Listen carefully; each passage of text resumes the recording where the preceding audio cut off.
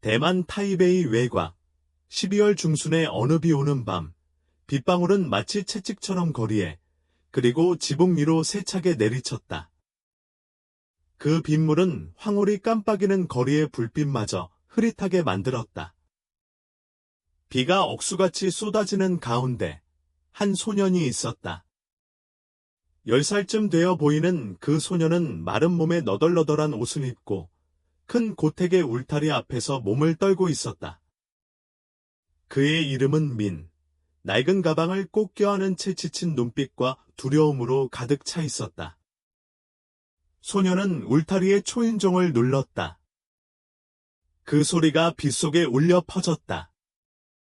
잠시 후 안에서 나지막한 목소리가 들려왔다. 저 관문을 지키는 광신네. 누구냐?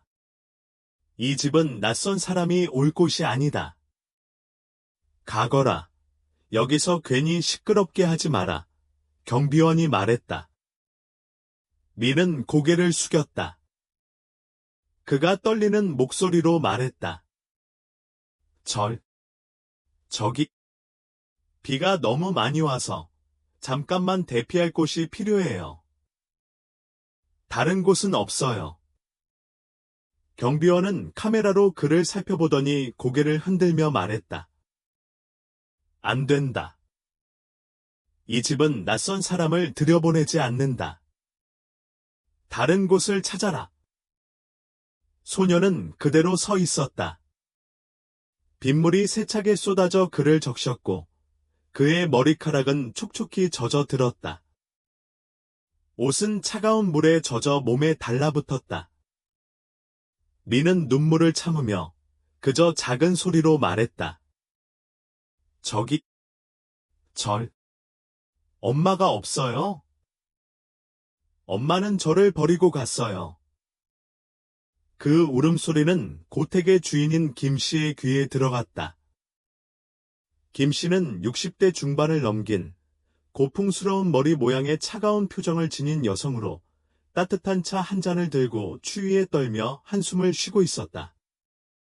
차를 놓고 그녀는 귀에서 들려오는 초인종과 그 비통한 울음소리에 미간을 찌푸렸다. 밖에서 무슨 일이냐? 광씨, 김씨가 물었다. 경비원은 라디오로 답했다. 아주머니, 그냥 비를 피할 곳을 찾는 떠도는 아이가 하나 있어요. 지금 쫓고 있습니다. 김씨는 잠시 침묵을 지키며 생각에 잠겼다. 그녀의 손끝이 소파 팔걸이를 두드리며 창밖으로 비가 내리는 모습을 보았다. 그 비는 멈출 기미 없이 내리고 있었고 바람에 흔들리는 나뭇잎들은 빗물과 함께 굴러다녔다. 몇 초의 침묵 후 그녀는 결단을 내렸다. 그 아이를 들여보내라. 저 밖에서 얼어 죽게 두지 마라. 경비원은 놀랐지만 대꾸하지 않았다. 대문은 천천히 열렸고 민은 비틀거리며 들어섰다. 그의 작은 발은 진흙으로 뒤덮여 있었고 그는 커다란 고택을 지나면서 창문 너머로 비치는 황홀한 빛을 보았다. 그가 본 것은 그가 아는 세상과는 전혀 다른 차갑고도 화려한 공간이었다. 하인들은 민을 보조방으로 안내했다. 민은 움츠려 앉아 물기가 바닥에 떨어져 긴 자국을 남겼다. 한 하인이 깨끗한 대리석 바닥에 물이 떨어지는 것에 화를 내려고 했지만 그때 김씨가 들어왔다. 그녀는 손을 들어 하인의 말을 막았다. 그녀는 민을 응시하며 단호하게 말했다. 앉아라, 아이야. 내 이름은 무엇이냐? 민입니다. 민은 작은 목소리로 대답했다. 김씨는 민을 주에 깊게 살펴보며 말했다. 왜 이 비 속에 나왔느냐? 집이 없느냐? 민은 고개를 숙이고 손을 꼬고 있었다. 그의 목소리는 억눌린 울음으로 떨었다. 엄마는 멀리 가셨고 집을 떠나셨어요. 길을 잃었고 너무 배가 고파요. 김 씨는 고개를 끄덕이며 하인에게 뜨거운 우유와 빵을 가져다 주라 명령했다. 하인이 떠나자 김 씨는 방을 둘러보며 한 점을 바라보았다. 그것은 벽에 걸린 한 여인의 초상화였다. 그 여인은 긴 검은 머리에 하얀 드레스를 입고 부드럽고도 슬픈 눈빛을 내비치고 있었다. 미는 눈을 크게 뜨며 몸을 떨며 말했다. 엄마.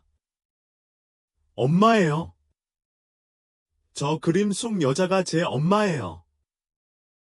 방 안은 침묵으로 가득 찼고 창밖에 비 소리만이 들렸다. 김 씨는 몸이 얼어붙은 채 심장이 빠르게 뛰었다. 그녀는 민에게 다가가며 물었다. 너, 그 그림 속 사람이 내 엄마라고 어떻게 확신하느냐? 민은 고개를 끄덕였고 눈물이 뺨을 타고 길게 흘렀다.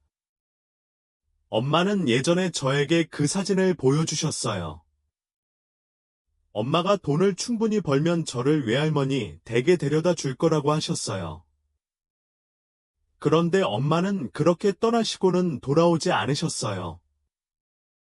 김 씨는 충격을 받으며 뒤로 물러섰고 손을 의자에 꼭 붙잡았다. 그림 속 사람은 바로 그녀의 외동딸, 그녀가 10년 전 그 딸이 집을 떠난 이후로 한 번도 다시 보지 못한 바로 그 딸이었다. 그 충격적인 감정이 그녀의 마음을 가득 채웠지만 김 씨는 아직 믿을 수 없었다. 그녀의 차가운 눈빛이 민을 향했다. 너는 거짓말을 하고 있다. 어떻게 그 그림 속 사람이 한 사람의 이름을 알 수 있겠느냐? 네가 몰래 들어놓은 일이 있지 않냐? 민은 그가 가진 낡은 가방을 뒤적이며 떨리는 손으로 오래된 은목걸이를 꺼냈다. 목걸이에는 행이라는 이름이 새겨져 있었다. 그는 그 목걸이를 김 씨에게 내밀며 말하였다. 엄마는 이걸 제게 주시며 말씀하셨어요. 이건 외할머니가 엄마에게 어렸을 때 주신 선물이라고. 김 씨는 그 은목걸이를 바라보며 굳어졌다. 그것은 바로 그녀가 15살 된 딸에게 마지막으로 주었던 생일 선물, 그때 그들의 관계가 나빠지기 전에 마지막으로 주었던 선물이었다. 방 안은 정적에 휩싸였다. 밖에서 비는 여전히 내리고 김 씨의 눈물은 흘러내렸지만 그녀는 그것을 재빨리 닦으며 약한 모습을 숨겼다. 알았다. 일단 여기에서 지내라. 하지만 내가 네가 한 말을 확인할 시간이 필요하다. 미는 김 씨를 바라보며 두려움과 희망이 섞인 눈빛을 보냈다. 그는 조용히 말했다. 감사합니다. 만약 할머니가 정말 제 할머니라면 정말 행복할 거예요. 미는 비록 고택의 화려한 공간에 비해 초라한 방에서 지내게 되었지만 그에게는 그 방이 꿈만 같은 곳이었다. 그곳에서 그는 따뜻한 잠옷을 갈아입고 따뜻한 우유와 빵을 받으며 잠시 편안함을 느꼈다. 미는 급히 먹으면서도 그 안에 담긴 감사함을 눈빛으로 표현했지만 그 속에는 여전히 두려움과 불안이 가득했다. 김 씨는 그날 밤 잠을 이루지 못했다. 은목걸이와 민의 말은 마치 칼날처럼 오래된 상처를 다시 떠올리게 했다. 그녀는 자신의 작업실에 앉아 책장 위에 올려놓은 가족사진을 바라보았다. 그 사진 속에는 10살 어린 시절의 김 씨와 남편 사이에 서 있는 모습이었다. 한때 행복했던 가정의 모습이었지만 이제는 그 모든 것이 무너져 내렸다. 김 씨는 잠시 과거를 되돌아보았다. 25살에 하는 당시 똑똑하고 아름다웠으며 활기차고 인생에 대한 기대가 넘쳤다. 그녀는 우수한 성적으로 대학을 졸업한 후 가족에게 큰 자랑거리였다. 하지만 모든 것이 변하기 시작했다. 한은 어느 날 자신이 태국 출신의 가난한 가정에서 온 남자, 떤을 사랑한다고 고백했다. 김 씨는 그녀의 자랑스럽고 부유한 가문을 자랑으로 삼았기에 이 사랑을 받아들일 수 없었다. 떤이 한과 어울릴 자격이 없다며 다른 사람을 만나라고 조언했다. 너는 그런 남자랑 사는 걸 받아들일 수 없다. 그와 함께 있으면 평생 고생할 거야. 김 씨는 어느 날 밤, 긴장이 감도는 상황에서 말했다. 하지만 한은 물러서지 않았다. 엄마, 나는 그 사람을 사랑하는데 돈 때문에 사랑하는 게 아니에요. 그는 성실하고 착한 사람이에요. 왜 엄마는 저를 믿지 않으세요? 이후 두 사람의 논쟁은 점점 격해져 갔다.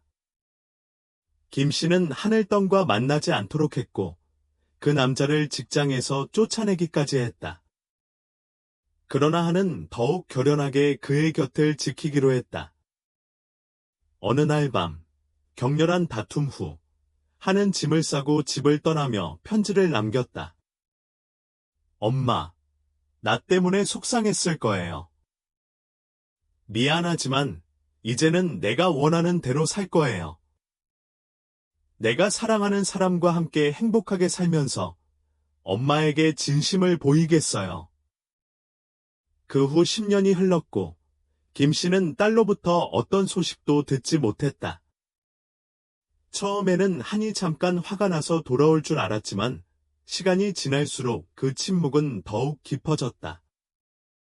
김 씨는 처음에는 분노했지만 그 분노는 점차 상처와 공허로 바뀌었다. 그 이후로 김 씨는 고독 속에서 살아갔다. 넓고 호화로운 고택과 하인들이 유일한 친구였고 외적인 모습은 여전히 권위를 나타내었지만 그 속은 공허함에 시달리고 있었다.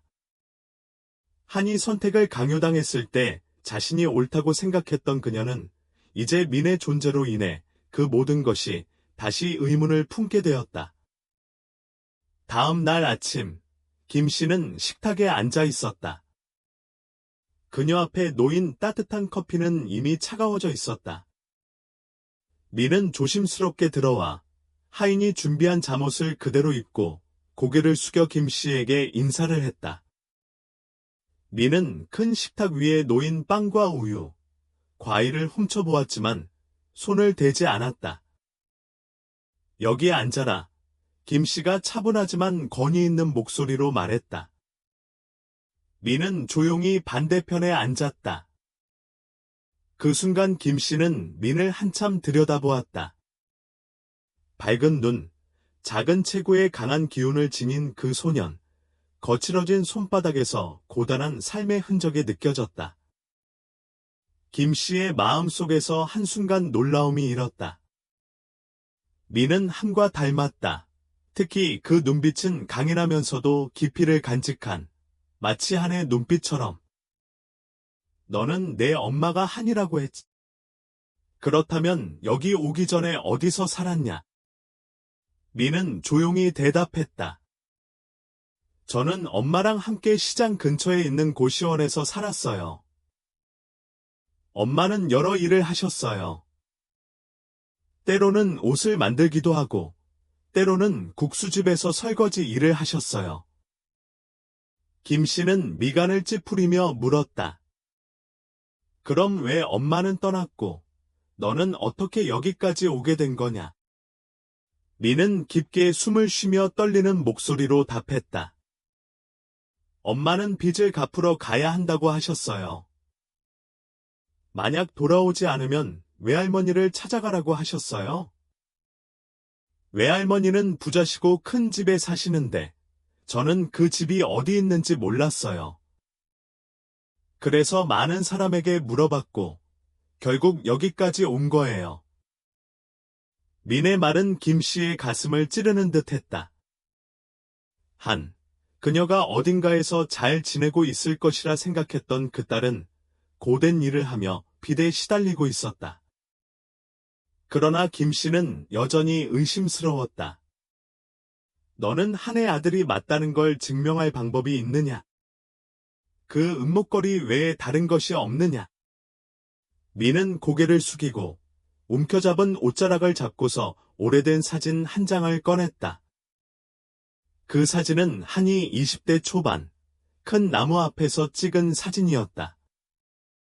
미는 조용히 말했다. 엄마는 이 사진을 여러 번 보여주셨어요. 엄마는 이것이 외할머니 댁 마당에 있는 나무라고 하셨어요. 만약 내가 이곳을 기억하면 외할머니를 찾을 수 있다고 하셨어요. 김 씨는 그 사진을 손에 쥐고 떨리는 손으로 그것을 바라보았다. 그 사진은 바로 고택 정원에서 찍은 사진이었다. 이 사진은 부정할 수 없는 증거였다. 미는 정말 한의 아들이었다. 하지만 그렇다면 한은 지금 어디에 있을까? 왜 그녀는 아이를 두고 떠나 다시 돌아오지 않았을까? 이런 질문들이 김 씨의 마음을 괴롭혔다. 그날 아침, 김 씨는 전에 알고 지내던 사설 탐정을 불러 한의 행방을 추적하기로 했다. 그녀는 민이 말한 모든 정보를 제공했다. 시장 근처의 고시원, 한이 일했던 국수집과 그녀의 직업에 관한 세부 사항들. 민은 김 씨가 한을 찾겠다는 결심을 보며 희망이 가득한 눈빛을 보였다. 하지만 민의 마음 속에는 여전히 두려움이 남아 있었다. 엄마는 정말 돌아올까? 아니면 영원히 떠난 것일까? 김 씨는 한을 찾기 위한 여정을 시작했다. 10년 전의 상처와 후회가 여전히 그녀의 마음을 짓누르고 있었지만 그녀는 아직 모든 것이 늦지 않았다고 희망했다. 하지만 한의 고통스러운 비밀들이 점차 드러나기 시작했고 이 여정은 결코 쉽지 않을 것이었다. 김 씨는 고급스러운 거실 창 앞에 서서 바깥을 바라보았다. 그녀의 눈은 피곤해 보였지만 정원에 남은 빗방울을 바라보며 무언가를 생각했다. 손에 들린 한의 사진은 사라지지 않는 기억을 증명하는 듯했다. 그 기억들은 김 씨를 계속해서 괴롭혔다. 한편 미는 소파에 앉아 희망에 가득 찬 눈빛을 보였다. 그는 엄마에 대해 아는 모든 것을 말했다. 엄마의 일, 빚, 그리고 그가 떠나기 전에 엄마가 말했던 것들. 그러나 미는 자신이 말한 것만으로는 김 씨의 마음을 완전히 움직일 수 없다는 것을 알고 있었다. 그는 그저 김 씨의 행동에만 의지할 수밖에 없었다. 김 씨는 믿을 수 있는 탐정, 탕 씨에게 전화를 걸었다. 그 탐정은 그녀가 사업 문제를 해결해 주었던 사람으로 이번에는 단순히 사업적인 일이 아닌 감정적이고 아픈 여정을 맡게 되었다. 저는 그를 필요로 해. 저는 제 딸, 한을 찾고 싶어요. 김 씨가 차분히 말했지만 그녀의 눈빛은 불안으로 가득했다. 이건 제 손자. 민이 말한 정보와 사진이에요. 한은 시장 근처 고시원에서 살았고 국수집에서 일했어요. 당신은 모든 곳을 샅샅이 뒤져보세요. 탕 씨는 고개를 끄덕이며 김 씨가 놓은 은목걸이와 사진을 보고 동정의 눈빛을 보냈다. 그러고 나서 그는 길을 떠났다. 며칠 후, 탕 씨는 다시 고택에 돌아와 첫 번째 정보를 전했다. 저는 한이 살던 고시원을 갔습니다. 탕 씨가 수첩을 펼치며 말했다. 그곳 주민들은 한을 착한 여성으로 기억합니다. 많은 일을 해서 아들을 키웠죠. 하지만 그녀는 약 1년 전에 떠났고 들리는 소문에 의하면 빚을 지고 있었고 그 후로 행방불명이 되었습니다. 조폭, 김 씨가 반복하며 얼굴이 창백해졌다. 탕 씨는 고개를 끄덕이며 계속 말했다. 저는 그녀가 일했던 국수집도 찾아갔습니다. 그곳 주인은 그녀가 이유 없이 갑자기 일을 그만두었다고 했습니다. 그러나 한 가지 중요한 점은 그녀가 문신을 한 남자와 함께 있는 모습이 목격되었고, 그 남자는 그녀를 강제로 데리고 간 것 같았다는 것입니다. 민은 그 자리에 앉아 긴장한 몸으로 이 말을 듣고 있었다. 그는 작은 목소리로, 그러나 확신에 차서 말했다. 그 남자는 아마도 황 삼촌일 거예요. 엄마가 그 이름을 언급한 적이 있어요. 엄마는 황 삼촌에게 돈을 빌렸다고 했어요. 황이라는 이름이 나오자 방 안의 분위기는 갑자기 무겁고 긴장감이 감돌았다. 탕 씨는 미간을 찌푸리며 말했다. 황 삼촌. 그는 대만 구시가지에서 활동하는 고리대금업자입니다. 그는 고리대금만 하는 것이 아니라 빚을 갚지 못한 사람에게 위험한 일을 시키기도 합니다. 그 말을 듣자 김 씨는 분노와 두려움으로 몸을 떨었다. 그러니까 내 딸이 그런 처지에 내몰렸다는 말이냐? 내가 어떻게 그런 놈에게 내 딸을 맡길 수 있단 말인가? 탕 씨는 김 씨를 바라보며 말했다. 우리가 한을 찾으려면 그 황이라는 자와 마주해야 할 겁니다. 하지만 그건 간단한 일이 아닙니다. 그 자는 매우 위험한 인물입니다. 탕 씨는 자신의 인맥을 이용해 황과의 만남을 조율했다. 그들은 타이베이 구시가지의 작은 카페에서 만날 예정이다. 김 씨는 나이가 많음에도 불구하고 반드시 함께 가겠다고 고집했다. 그녀는 딸을 궁지에 몰아넣은 그 남자를 직접 마주하고 싶었다. 그 만남은 긴장감 속에서 진행되었다. 황은 대략 40대, 몸집이 크고 온몸에 문신이 가득한 남자로 자만한 표정을 지으며 카페로 들어왔다. 그는 김 씨를 힐끗 보고 탕 씨와 민을 번갈아 바라보며 날카로운 눈빛으로 살피듯이 쳐다보았다. 왜 나를 찾았소? 황이 낮고 거친 목소리로 물었다. 김 씨는 감정을 억누르고 황의 눈을 똑바로 응시했다. 내 딸, 한에게 무슨 일이 있었는지 알고 싶소. 황은 비웃으며 입꼬리를 비틀었다. 한이라. 그 여자, 내게 큰 빚을 지고 도망갔소. 내가 여기까지 온 건 그 빚을 대신 갚으러 온 건가? 내 딸은 어디 있소? 김 씨가 목소리를 높이며 물었다. 그 여자는 내가 어떻게 해서든 갚게 만들었소. 하지만 그녀는 돈을 갚지 못했고, 그래서 내가 그녀에게 일을 시켰지. 그러나 그녀는 사고를 당했고, 그 뒤로는 소식이 없소. 아마 죽었을 거요. 황의 차가운 말은 김 씨의 가슴을 찌른 듯했다. 무슨 말씀이요? 사고라니. 김 씨는 몸을 일으키며 눈이 붉어졌다. 황은 어깨를 으쓱하며 태연하게 대답했다. 그 여자가 내 창고에서 일하다가 넘어졌소. 나는 그때 그 여자에 대해 신경 쓰지 않았고, 그녀는 그 후로 사라졌지. 내가 말할 수 있는 건 그 정도요. 그녀가 살아있다면 먼저 그 여자의 빚을 갚고 와보시게. 그 만남이 끝난 후 김 씨는 충격을 받은 채 집으로 돌아왔다. 탕 씨는 한의 사고에 대해 더 조사하기로 했다. 결국 그는 중요한 정보를 하나 얻었다.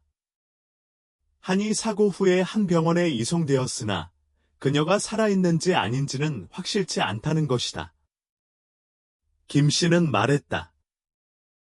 우리는 그 병원으로 가야 해. 이게 마지막 단서일지도 몰라. 한을 찾기 위한 여정은 점점 더 그녀의 고통스러운 과거와 맞닥뜨리게 했다. 김 씨는 한때 내린 결정들에 대해 후회를 느끼기도 했고, 한이 겪었던 고통에 마음이 아팠다. 그러나 여전히 가장 큰 질문은 풀리지 않았다. 한은 살아있을까? 아니면 이미 죽었을까? 다음 날 아침, 김 씨와 민, 탕씨는 타이베이 외곽에 위치한 그 병원으로 향했다. 한이 사고 후 이 병원에 실려갔다는 정보를 듣고서였다. 길을 가며 미는 엄마의 오래된 사진을 꼭 껴안고 불안과 희망이 섞인 눈빛을 보였다. 김씨는 말없이 옆에 앉아 손끝이 떨리며 그 사진을 손에 쥐고 있었다. 그 안에는 민이 전해준 은목걸이와 편지도 담겨 있었다. 차는 점점 더 작은 길을 따라 병원으로 향했다. 그 주변은 김씨가 익숙한 화려함과는 거리가 먼 고요하고 외진 곳이었다. 길을 가던 중 민은 조심스럽게 물었다. 할머니, 만약 엄마가 거기 없다면 우리는 어떻게 할 거예요? 김씨는 민의 어깨에 손을 얹으며 결단력 있는 눈빛을 보이며 말했다. 엄마가 어디 있든 할머니는 반드시 찾을 거야. 할머니가 약속할게. 그들이 도착한 병원은 오래된 건물이었고 주변은 고요하기만 했다. 사람들은 드문드문 지나갔고 병원 안에는 한 명의 간호사가 대기하고 있었다. 탕씨는 그 간호사에게 한의 사진을 건넸다. 우리는 한이라는 여자를 찾고 있습니다. 그녀는 약 1년 전 노동사고로 이곳에 실려왔었습니다. 간호사는 사진을 받아들고 자세히 살펴보며 고개를 끄덕였다. 저는 그녀를 기억합니다. 그녀는 심각한 부상을 입고 다리가 부러지고 많은 피를 흘렸습니다. 그러나 그녀는 치료비가 없어 응급처치만 하고 임시 보호구역으로 옮겼습니다. 며칠 후 그녀는 감염과 출혈로 사망했습니다. 간호사의 말은 차가운 칼날처럼 방 안의 공기를 가르며 김씨를 정지시켰다. 뭐라고요? 내 딸이 죽었다고요. 김씨는 목이 메어 물었다. 간호사는 고개를 끄덕이며 동정 어린 시선으로 말했다. 네, 그렇습니다. 그녀가 죽기 전 자신에게 작은 아들이 있다고 말하며 가족에게 그 아이를 잘 돌봐달라고 전해달라고 했습니다. 하지만 우리는 그녀의 가족을 찾을 방법이 없었습니다. 미는 그 말을 듣고 눈물을 흘리며 어린 얼굴의 고통을 감추지 못했다. 엄마. 정말 엄마가 저를 두고 갔나요? 김씨는 얼굴을 돌리며 눈물을 흘렸다. 수년간 그녀는 한이 어딘가에서 잘 지내고 있다고 믿어왔지만 그 진실은 너무도 가혹했다. 그녀의 유일한 딸은 가난하고 외로운 상태로 세상을 떠났고 한때 자랑스럽던 그 어머니인 자신은 그 사실을 알지 못한 채 있었다. 병원을 떠나기 전에 간호사는 뜻밖에도 오래된 편지 한 통을 꺼내 들었다. 그것은 한의 서류에 보관된 마지막 편지였다. 이건 그 여자가 세상을 떠나기 전에 아들에게 남긴 편지입니다. 그녀는 우리가 그 아이에게 전달해 주길 바랐지만 우리는 그 아이를 어떻게 찾을 수 있을지 알지 못했습니다. 김씨는 그 편지를 손에 쥐었고 떨리는 손끝으로 딸의 친숙한 글씨를 보았다. 미는 옆에 앉아 눈물로 젖은 눈을 떼지 못하며 그녀가 그 편지를 읽을 때까지 기다렸다. 김씨는 편지를 펼쳤다. 그 글씨는 눈물로 흐려져 잘 보이지 않았지만 그녀는 그 글을 하나하나 따라 읽었다. 사랑하는 민, 만약 이 편지를 읽고 있다면 아마 나는 내 곁에 없을 거야. 내가 네가 크는 동안 곁에 있어주지 못해 미안해. 사랑하는 아들, 내가 이 세상에서 너보다 더 사랑하는 건 아무것도 없단다. 네가 외할머니를 찾아가면 외할머니는 내게 좋은 삶을 줄 수 있는 유일한 사람이란 걸 알았다. 나는 외할머니에게 멀어졌고 그녀의 말을 듣지 않았던 걸 후회하지만 내가 그녀에게 사랑받길 바란다. 네가 건강하고 강하게 잘 자라길 바란다. 미나. 엄마는 항상 너를 사랑해. 김씨는 병원 복도에 있는 의자에 주저앉으며 그 편지를 꽉 쥐었다. 고통과 후회, 그리고 상실감이 마치 거대한 파도처럼 밀려왔다. 10년 동안 강하고 권위적인 여성이었던 김씨는 그 순간 실패한 어머니일 뿐이었다. 고택으로 돌아오는 길, 아무도 한마디 하지 않았다. 미는 창 밖을 바라보며 조용히 앉아 있었다. 그는 이제 더 이상 엄마를 만날 수 없다는 마지막 희망을 잃었지만 마음속에는 여전히 한 줄기 희망의 빛이 남아 있었다. 그에게는 아직 외할머니가 있었다. 김씨는 옆에 앉아 조용히 울며 민을 바라보았다. 그 소녀는 한의 모든 것이었다. 그녀는 결심했다. 모든 것을 그에게 보상하고 자신이 가진 모든 것을 다해 그를 지키겠다고. 고택에 도착하자 김씨는 즉시 하인들에게 한의 유일한 사진을 크게 확대해 놓고 작은 제단을 준비하라고 지시했다. 미는 하얀 꽃 한 송이를 손에 쥐고 제단 앞에 서서 눈물을 조용히 흘렸다. 엄마, 나 잘 살 거야. 엄마 속상하게 하지 않을게. 그리고 할머니는 항상 엄마를 기억할 거야. 미는 떨리는 목소리로 말했다. 김씨는 옆에서 눈물을 닦으며 말했다. 하나, 미안하다. 내가 잘못했다. 하지만 이제 미는 내가 돌볼 거다. 아무것도 그를 더 이상 아프게 하지 않을 것이다.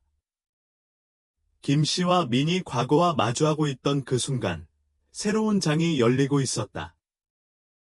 그들의 삶에는 이제 새로운 결단과 사랑이 필요했다. 상실이 하나, 또 새로운 위협이 다가왔다. 고리대금업자 황은 결코 물러서지 않았다. 그는 김씨를 협박하며 한이 남긴 빚을 모두 갚을 것을 요구했다. 어느 날 밤, 황은 고택 앞에 나타나 큰 소리로 외쳤다. 김씨. 내가 알기로 너는 그 어린애를 집에 숨겨놓고 있지. 내 딸은 내게 빚을 졌고, 이제 그 빚을 갚을 때가 됐다. 경비원이 급히 김씨에게 경고했다. 미는 두려움에 떨며 김씨에게 달라붙었다. 할머니, 나 무서워요. 김씨는 민을 꼭 안으며 눈빛이 차갑고 결연했다. 누구도 내 아이에게 해를 끼칠 수 없다. 내가 너를 지킬 것이다, 민아. 황의 외침은 고택의 대문에서 밤새도록 울려 퍼졌다. 비는 내리지 않았지만 겨울의 찬바람이 불어와 공기를 더 차갑고 긴장감 넘치게 만들었다. 미는 겁에 질려 김씨 뒤에 숨어서 작은 손으로 그녀의 옷자락을 꼭 쥐었다. 그는 아무 말 없이 그저 눈에 가득한 물기를 보였다. 할머니, 그 사람이 저를 잡으러 오는 걸까요? 미는 떨리는 목소리로 물었다. 김씨는 민의 어깨에 손을 얹으며 결연한 눈빛을 보냈다. 할머니가 여기 있으면 누구도 너를 해칠 수 없다. 그녀는 경비원에게 문을 열지 말고 즉시 탕 씨에게 연락해 경찰을 부르라고 지시했다. 하지만 김 씨는 황 같은 사람들은 법의 제재에 쉽게 굴복하지 않는다는 것을 잘 알고 있었다. 그녀는 다시 민을 돌아보며 마음이 아파오고 가슴이 저려오는 것을 느꼈다. 민, 이제 내가 올라가서 방에 있어. 내가 허락할 때까지 내려오지 말아라. 민은 잠시 망설였지만 결국 고개를 끄덕이며 조용히 계단을 올라갔다. 그는 겁에 질려 있었지만 새롭게 만난 할머니의 사랑을 통해 희망을 느끼고 있었다. 그런데 밖에서는 황이 대문을 강하게 두드리며 계속해서 욕설을 퍼붓고 있었다. 그 소리는 고요한 밤을 깨뜨리며 울려 퍼졌고 황은 카메라를 향해 위협적인 눈빛을 보냈다. 김씨, 내가 알기로 당신은 돈이 많을 거야. 만약 내 딸의 빚을 갚지 않으면 내가 어떤 일이든 하겠어. 돈이 얼마 안 되겠지만 나는 절대 물러서지 않아. 그러니까 내 손자에게 한판 제대로 가르쳐 줄 테니 알아둬. 위협의 말을 들은 김씨는 곧바로 카메라 화면으로 다가갔다. 화면 속 황의 모습이 선명하게 드러났다. 김씨는 두려움을 보이지 않았고 오히려 그 눈빛은 날카롭게 빛났다. 그녀는 내선 통신장치의 마이크를 잡았다. 그녀의 목소리는 또렷하게 울려 퍼졌다. 황, 내 말 들었다. 그 아이는 내 딸의 빚과 아무 관계가 없다. 만약 내가 다시 내 손자에게 위협을 가한다면 나는 모든 방법을 동원해 널 법의 심판에 넘길 것이다. 내가 누군지 모르지? 황은 도전적인 웃음을 터뜨리며 말했다. 네가 법으로 나를 다룰 수 있을 거라고 생각하나? 나는 이 세상에서 살아온 지 오래다. 너 같은 사람들 다루는 법 정도는 알고 있다. 하지만 너에게 시간을 줄게. 3일 안에 돈이 안 오면 나도 가만히 있지 않겠다. 말을 마친 황은 등을 돌려 떠났고 그의 말이 남긴 무게는 고택을 짙은 공기로 덮었다.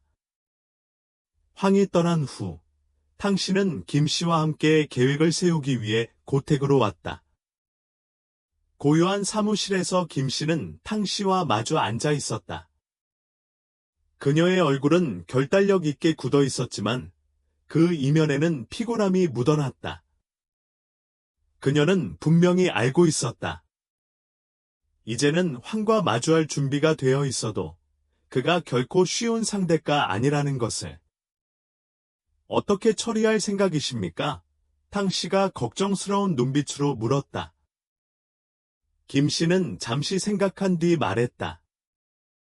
나는 이 빚을 갚을 것이다. 두려워서가 아니라 민희가 위험에 처하는 걸 원하지 않아서다. 그러나 동시에 나는 그 황에 대한 증거를 모아 법 앞에 세울 것이다. 그가 내 가족을 계속 위협할 수 있다고 생각했다면 그는 큰 실수를 한 것이다. 탕씨는 고개를 끄덕이며 말했다. 걱정 마세요. 제가 이미 그에 대해 조사했습니다. 그는 고리대금업에 그치지 않고 다른 불법적인 활동에도 관련이 있습니다. 당신의 관계를 통해 우리는 변호사와 경찰을 동원할 수 있을 것입니다. 하지만 우선은 민희를 안전하게 보호하는 것이 최우선입니다. 그날 밤, 김씨는 잠을 이루지 못했다. 그녀는 민의 침대 옆에 앉아 잠든 그의 얼굴을 바라보았다. 민의 작은 얼굴은 순수함을 간직하고 있었지만 동시에 고통스러운 어린 시절의 흔적도 엿보였다. 그녀는 민의 머리를 조용히 쓰다듬으며 무거운 책임감과 고통을 느꼈다. 하나, 엄마가 잘못했어. 하지만 나는 민희를 절대로 잃지 않을 거야. 고택 밖에서는 김씨가 고용한 경비들이 황의 협박에 대비해 순찰을 돌며 보안을 강화하고 있었다. 하지만 아무리 철저히 준비를 해도 김씨는 여전히 걱정스러웠다. 황은 분명히 위험한 사람이고 그녀는 그가 단순히 위협으로 끝낼 사람은 아니라는 걸 알고 있었다. 예상대로 이틀 후 황은 위협을 넘어 실제 행동에 나섰다. 한밤중 그는 사람들을 보내 고택에 침입했다. 보안 카메라의 불빛 아래 작은 트럭이 고택 근처에 멈췄다. 3명의 남자가 검은 옷을 입고 내리자 그들은 벽을 넘기 시작했다. 작은 소리였지만 그것만으로도 경비원이 주의를 기울였다. 그는 경고 버튼을 눌러 고택 전체에 경고음이 울리게 했다. 김 씨는 침대에서 일어나 민의 방으로 달려갔다. 민은 깨어났고 그의 눈에는 공포가 가득했다. 할머니, 무슨 일이에요? 민은 떨리는 목소리로 물었다. 괜찮아, 민아. 그냥 방에 있어. 문을 잠그고. 할머니가 너를 지켜줄게. 김 씨는 밖으로 나가 이미 출동한 탕 씨와 경비들과 함께 침입자들을 막았다. 잠시 후 작은 싸움이 벌어졌고 2명은 붙잡혔지만 1명은 도망쳤다. 경찰에 신고했습니다. 탕 씨가 말했다. 이 2사람은 분명 황과 관련이 있습니다. 이 기회를 이용해 그에게 압박을 가해야 합니다. 황은 자기가 보낸 2사람을 붙잡히게 할 줄은 몰랐다.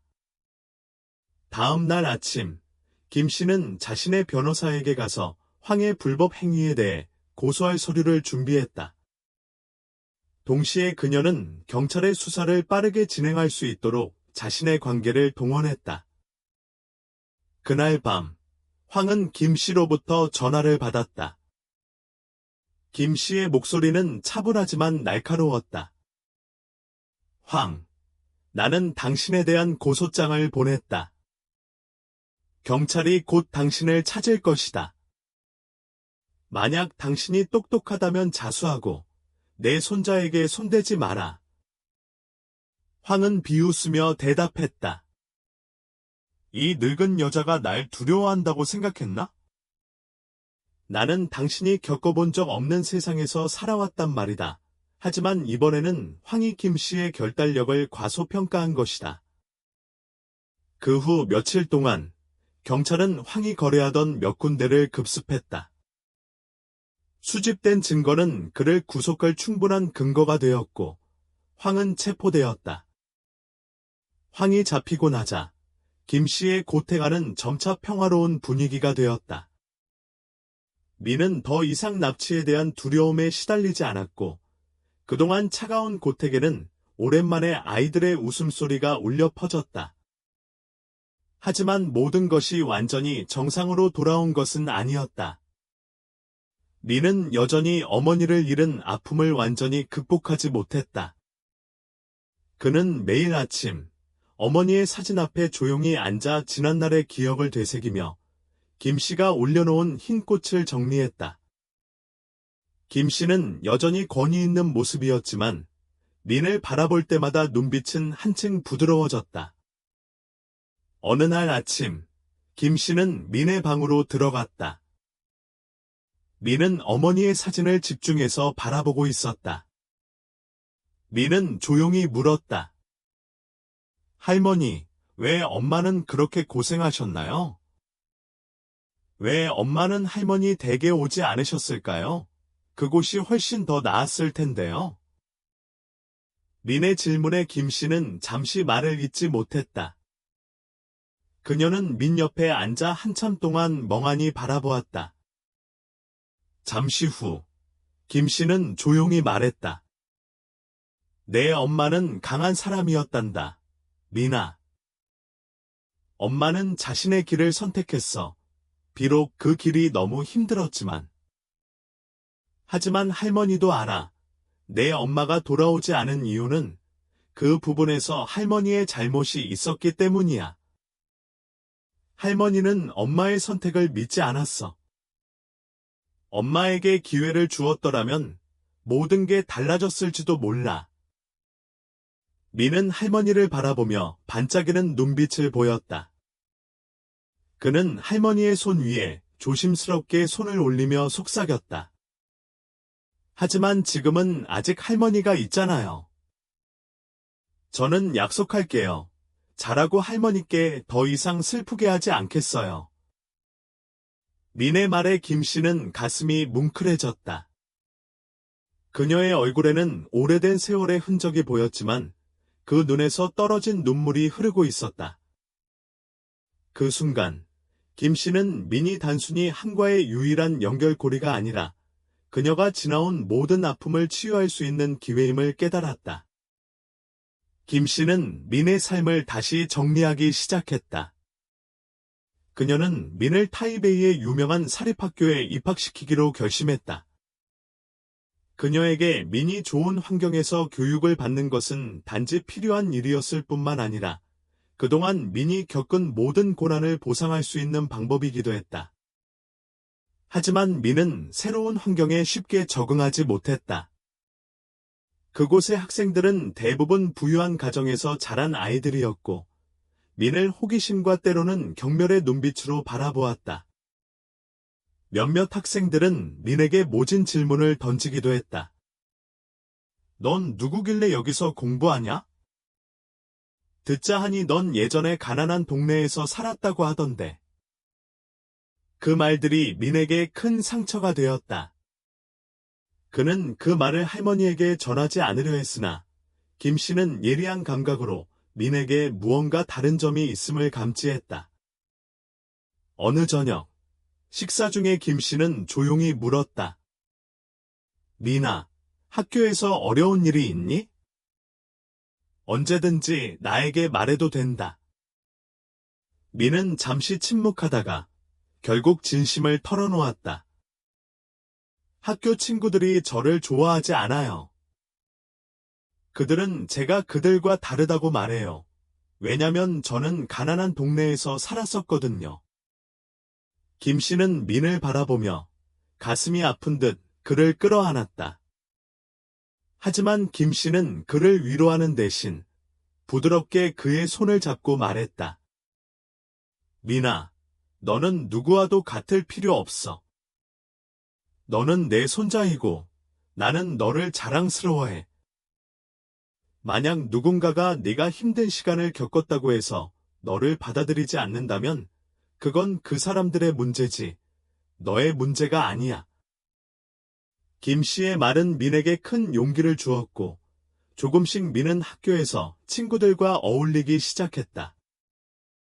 그중 일부 친구들은 민이 똑똑하고 착한 아이라는 것을 알게 되었고 그로 인해 민은 더 이상 고립되지 않았다.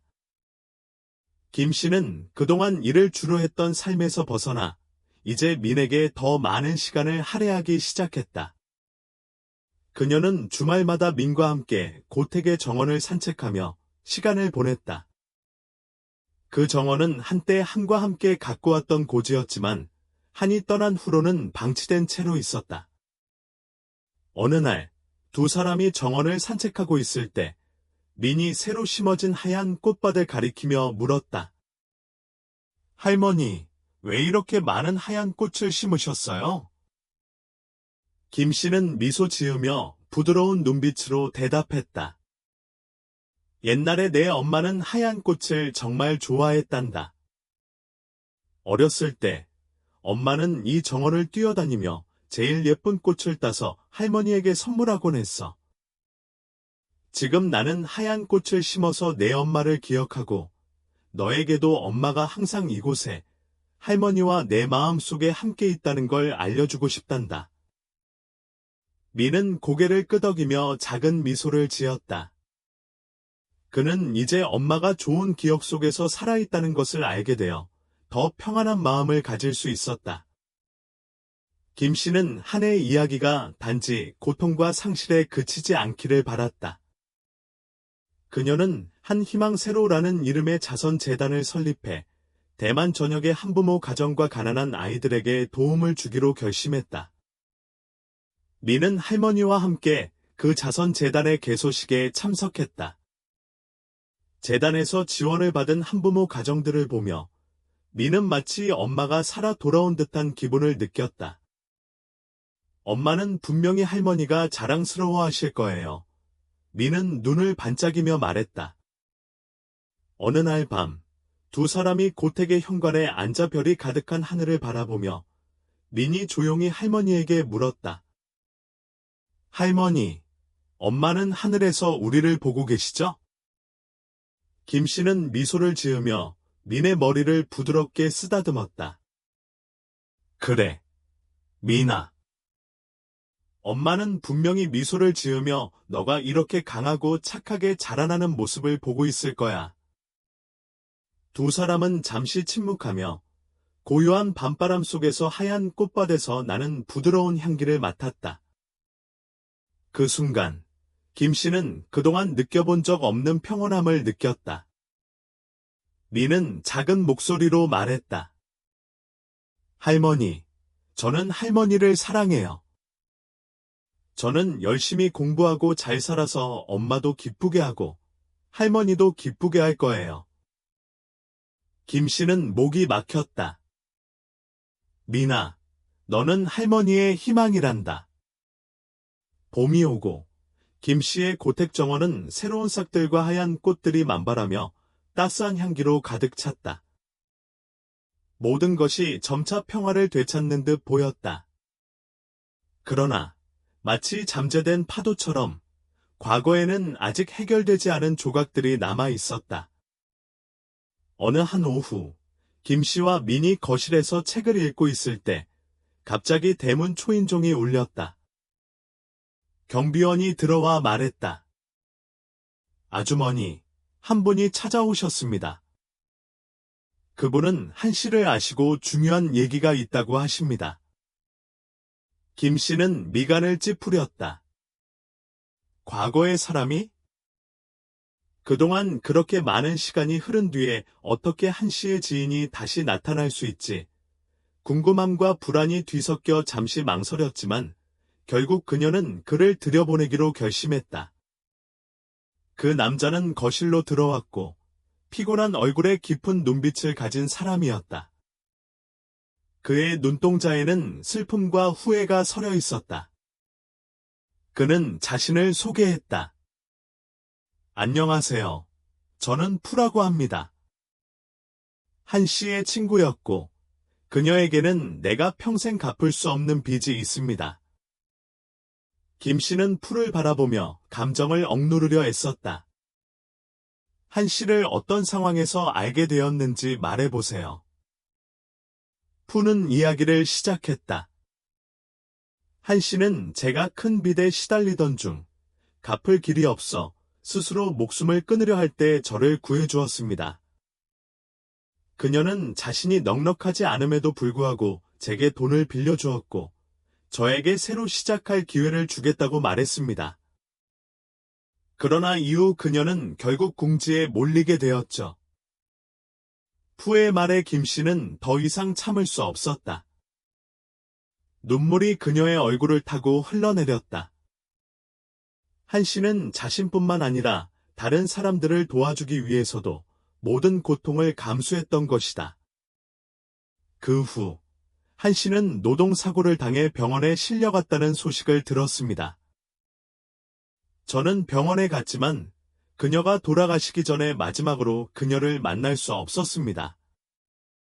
그녀는 저에게 중요한 물건을 남기며 그것을 당신에게 전하라고 부탁했죠. 푸는 작은 상자를 꺼내어 책상에 놓았다. 그 안에는 색이 바랜 오래된 일기장이 들어 있었다. 저는 그 일기장을 1년 동안 간직하고 있었고 두려움 때문에 이곳에 올 용기가 없었습니다. 하지만 이제는 당신이 한 씨의 마지막 말을 알 필요가 있다고 생각합니다. 그날 밤, 민이 잠든 후, 김 씨는 혼자 사무실에 앉았다. 작은 상자 위에 놓인 한 씨의 일기장이 조용히 과거를 증명하는 듯했다. 김 씨는 그 일기장을 열었다. 페이지가 낡고 구겨졌지만 한 씨의 글씨는 여전히 또렷하게 보였다. 일기의 첫 번째 페이지에는 김 씨에게 쓴 짧은 편지가 있었다. 엄마, 이 글을 읽을 수 있을지 모르겠지만 언젠가 엄마가 이해해 주기를 바래요. 나는 엄마를 미워한 적도 없고 엄마를 원망한 적도 없어요. 내가 떠난 이유는 내가 혼자서도 살아갈 수 있다는 걸 증명하려고 한 게 아니라 사랑이 잘못되지 않았다는 걸 증명하고 싶었어요. 그러나 내 삶은 너무 가혹했어요. 엄마, 내가 돌아가서 이 말을 직접 하지 못한 걸 미안하게 생각해. 김 씨는 잠시 말없이 일기장을 바라보며 눈물을 흘렸다. 그녀는 한 씨가 겪었던 고통과 아픔을 이제야 조금이라도 알게 되었다. 그날 저녁, 김 씨는 민을 바라보며 다시 마음을 다잡았다. 민은 점차 학교에서 친구들과 어울리기 시작했고, 김 씨는 민에게 더 많은 시간을 할애하며 그가 잘 자라도록 돕기 위해 애썼다. 하얀 꽃들이 피어난 정원에서 민과 함께 산책을 하던 어느 날, 민은 새로 심은 하얀 꽃들을 가리키며 물었다.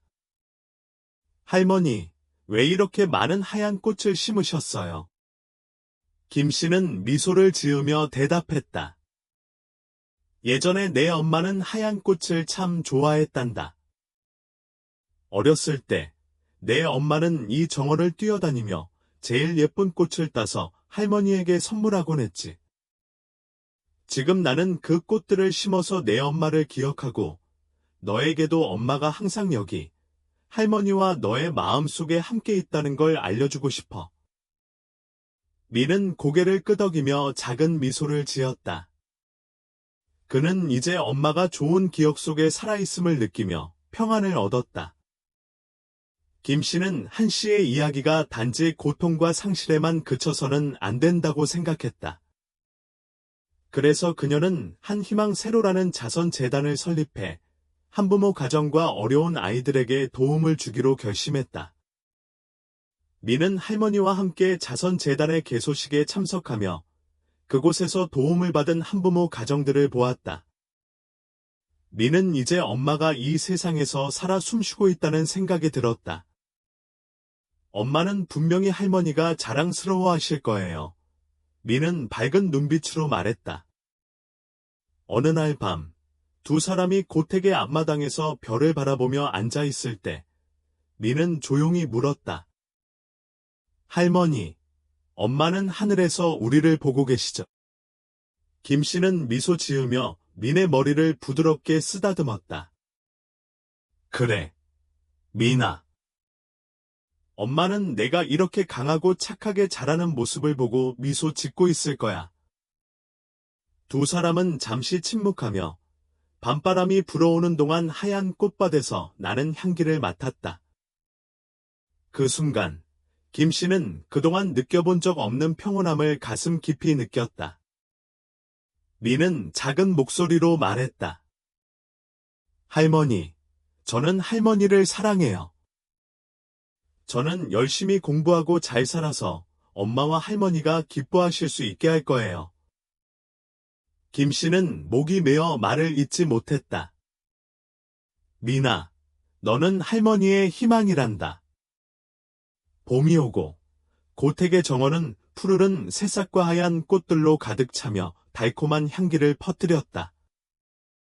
모든 것이 점차 평화로워 보였지만 마치 잠재된 파도처럼 과거의 조각들은 아직도 해결되지 않았다. 어느 오후, 김 씨와 민이 거실에서 책을 읽고 있을 때 갑자기 대문 초인종이 울렸다. 경비원이 들어와 말했다. 아주머니, 한 분이 찾아오셨습니다.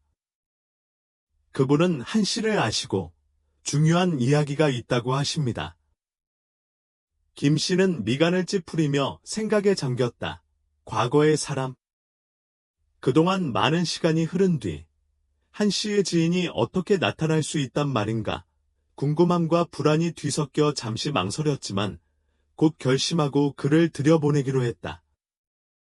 그 남자가 거실로 들어왔다. 그의 모습은 피곤하고 깊은 눈에는 슬픔과 후회가 서려 있었다. 그는 자신을 소개했다. 안녕하세요. 저는 푸라고 합니다. 한 씨의 친구였고 그녀에게 평생 갚을 수 없는 빚이 있습니다. 김 씨는 푸를 바라보며 감정을 억누르려 애썼다. 당신은 한 씨를 어떤 상황에서 알게 되었는지 말해보세요.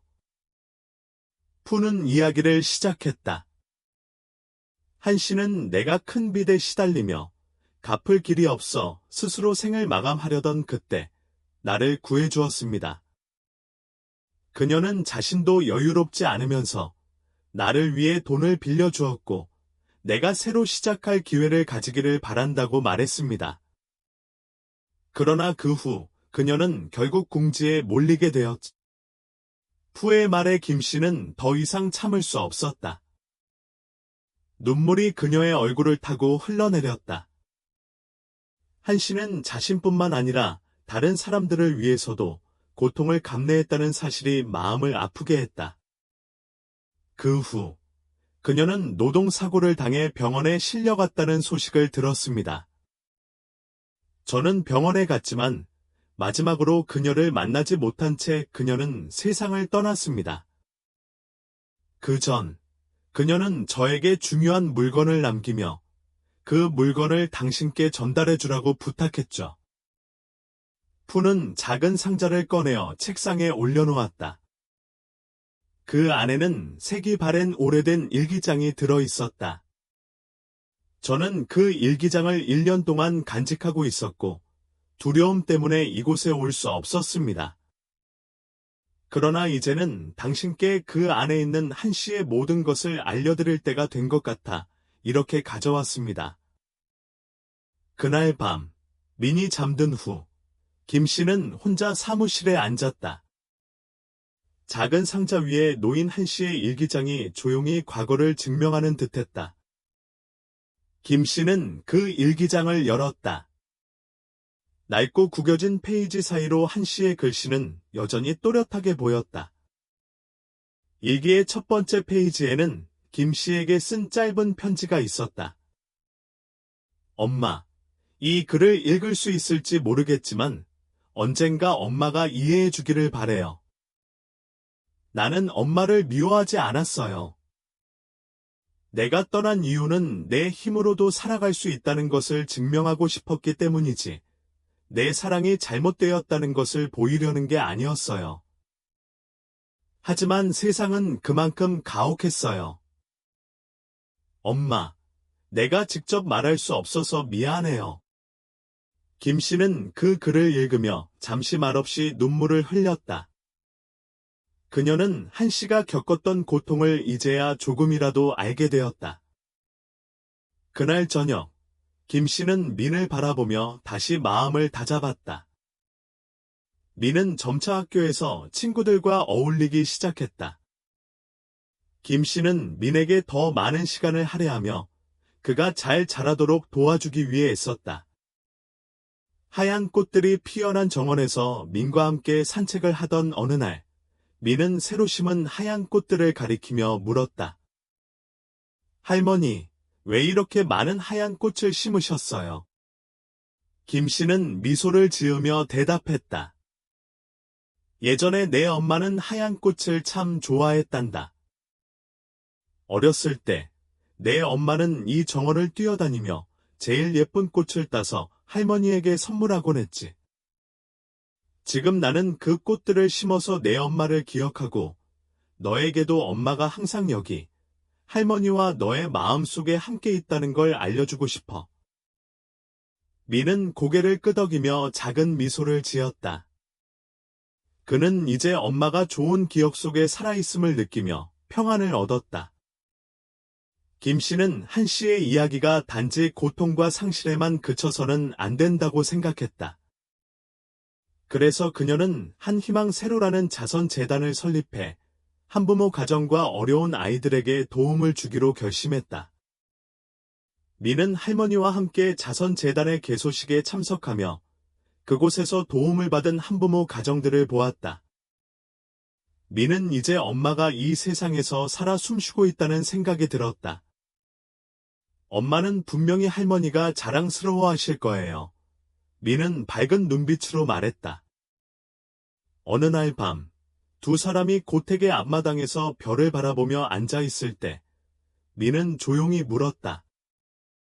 할머니, 엄마는 하늘에서 우리를 보고 계시죠? 김 씨는 미소 지으며 민의 머리를 부드럽게 쓰다듬었다. 그래, 민아. 엄마는 내가 이렇게 강하고 착하게 자라는 모습을 보고 미소 짓고 있을 거야. 두 사람은 잠시 침묵하며 밤바람이 불어오는 동안 하얀 꽃밭에서 나는 향기를 맡았다. 그 순간 김 씨는 그동안 느껴본 적 없는 평온함을 가슴 깊이 느꼈다. 민은 작은 목소리로 말했다. 할머니, 저는 할머니를 사랑해요. 저는 열심히 공부하고 잘 살아서 엄마와 할머니가 기뻐하실 수 있게 할 거예요. 김 씨는 목이 메어 말을 잇지 못했다. 민아, 너는 할머니의 희망이란다. 봄이 오고 고택의 정원은 푸르른 새싹과 하얀 꽃들로 가득 차며 달콤한 향기를 퍼뜨렸다. 모든 것이 점차 평화로워 보였지만 마치 잠재된 파도처럼 과거의 조각들은 아직도 해결되지 않았다. 여름이 다가오고 금빛 햇살이 저택의 하얀 꽃들이 만발한 정원에 길게 들이우고 있었다. 슬픔과 혼란의 나날은 이제 멀리 지나가고 김 씨와 민의 삶 속에 새로운 희망의 시기가 시작되었다. 두 사람은 이제 단순한 가족이 아닌 서로의 상처를 치유하며 함께 걸어가는 동반자가 되었다. 어느 날, 김 씨는 민이 다니는 학교에서 온 초대장을 받았다. 학교에서 모범 학생을 기리는 행사에 참석해 달라는 내용이었다. 한때 친구들에게 고립되고 멸시당했던 민은 이제 학교에서 우수한 성적과 따뜻한 마음으로 모두에게 인정받고 있었다. 행사 당일, 민은 무대 위에 올라가 전체 학생 중 최고의 학생상을 받았다. 김 씨는 객석에서 자랑스럽게 미소를 지으며 손자에게서 자란 모습을 보았다. 할머니, 이 상은 엄마께 바치는 거예요. 엄마가 하늘에서 기뻐하실 수 있도록 저는 계속 노력할 거예요. 민이 할머니 곁에 앉으며 말했다. 김 씨는 민의 손을 꽉 쥐고 눈에서 따스함이 흐르며 자랑스러움을 느꼈다. 민아, 잘했다. 엄마가 분명히 미소 짓고 있을 거야. 한 씨의 이름을 딴 자선재단은 1년이 넘게 활동을 이어오며 사람들의 관심을 끌었다. 한 씨의 희생과 인애에 대한 이야기들은 많은 사람들에게 영감을 주어 그들 역시 참여하고 싶다는 마음을 불러일으켰다. 어느 날, 김 씨는 한 여성으로부터 편지를 받았다. 그 여성은 한 씨의 재단의 도움을 받은 한부모 가정의 엄마, 나였다. 그녀는 이렇게 감사의 말을 전했다. 김 씨, 한 씨의 재단이 아니었다면 저와 제 아이는 그 힘든 시기를 어떻게 버텨냈을지 모르겠습니다. 한 씨의 이야기는 제게 큰 힘이 되었고, 저도 언젠가는 한 씨처럼 남을 도울 수 있기를 바랍니다. 김 씨는 그 편지를 읽으며 눈물을 흘렸다. 그녀는 한 씨의 기억을 이어가는 일이 다른 사람들에게도 희망과 도움을 줄 수 있다는 사실을 깨달았다. 그래서 김 씨는 더 큰 규모로 한 씨의 이야기를 나누기 위해 자선 행사를 준비하기로 결심했다. 행사가 열리는 날, 김 씨와 민은 무대에 올라가 이야기를 나누었다. 수백 명의 사람들이 참석한 가운데 김 씨는 한 씨의 이야기를 차분히 풀어냈다. 내 딸 한 씨는 단지 위대한 어머니일 뿐만 아니라 깊은 인애의 사람입니다. 그녀는 짧은 생애 동안 사랑과 나눔을 실천하며 큰 유산을 남겼습니다. 오늘 나는 내 딸이 자랑스럽다고 말하며 그녀의 길을 계속 이어가겠다고 약속합니다. 그 후 민이 무대에 올라 청중들에게 자신이 믿는 바를 말했다. 어머니는 늘 말씀하셨습니다. 아무리 어려운 상황에 처해도 사랑과 나눔은 세상에서 가장 중요한 자산이라고요. 저는 어머니의 꿈을 이어받아 다른 사람들에게도 이 사랑을 나누고 싶습니다. 그의 말은 모든 이들을 감동시켰고 많은 사람들이 눈물을 흘리며 그 작은 소년의 강한 마음을 느꼈다. 행사 후 한 기자가 김 씨와 민을 만나 그들의 이야기를 기사를 작성했다. 기자가 민에게 물었다. 엄마 없이 자라면서 두려움은 없었나요? 민은 부드럽게 미소 지으며 대답했다. 사실 처음엔 두려웠어요. 그러나 이제는 괜찮아요. 할머니가 있잖아요. 할머니는 저에게 강하게 살아가는 법을 가르쳐 주셨어요. 엄마는 언제나 제 곁에 있어요. 그냥 다른 방식으로요. 민의 대답은 기자를 깊이 감동시켰고, 기사는 가족을 되찾는 여정, 재탄생한 가족의 이야기라는 제목으로 여러 매체에 실렸다. 이 기사는 많은 가정에게 용기와 희망을 주었고, 사랑과 용서의 힘을 전했다. 몇 달 후, 김 씨는 민과 함께 그녀가 자란 고향을 방문하기로 했다. 한 씨가 어린 시절을 보냈던 그곳에서 한 씨는 세상과의 연결을 느꼈다. 그들은 한 씨의 묘를 찾아가 하얀 꽃을 바치고 향을 피웠다. 민은 묘 앞에서 조용히 말했다. 엄마, 저는 엄마가 원하던 대로 잘 살고 있어요. 이제는 할머니와 함께 있어요. 엄마가 자랑스럽고 엄마도 평안하게 지내길 바래요. 김 씨는 민의 곁에 서서 하늘을 바라보며 마음속으로 말없이 한 씨에게 사과했다. 하나, 엄마는 잘못했어. 그러나 이제 민희에게는 그 어떤 것도 부족하지 않게 해줄 거야. 내가 원했던 대로 민희에게 모든 걸 줘야겠다. 그들이 떠나면서 민은 할머니에게 물었다. 할머니, 엄마는 여전히 저와 할머니 안에 살아있지? 김 씨는 고개를 끄덕이며 민의 손을 잡았다.